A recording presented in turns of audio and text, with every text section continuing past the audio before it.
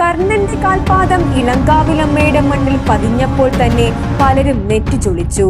ഇവനാണോ രാമനെതിരാളി?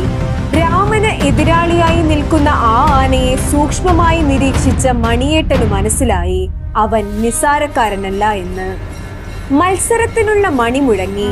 അനായാസ വിജയം സ്വപ്നം കണ്ട രാമനും സാരഥി മണിയേട്ടനും ഒന്നു ഞെട്ടി.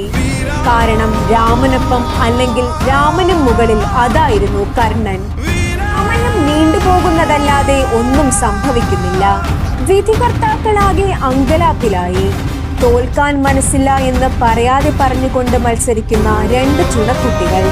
മത്സരം അവസാനിക്കില്ല എന്ന് മനസ്സിലാക്കിയ സംഘാടകർക്ക് നറുക്കെടുപ്പ് നടത്തേണ്ടി വന്നു. നറുക്കിൽ വിജയം തെച്ചിക്കോട്ടുകാവ് രാമചന്ദ്രന്. പക്ഷേ തോൽവിയിലും വിജയത്തിന്റെ 10 ഇരട്ടി ശോഭപ്രഭയോടെ തമ്പുരാൻ കർണൻ രാമന്റെ വലത്തെ കൂട്ടുനിന്നു.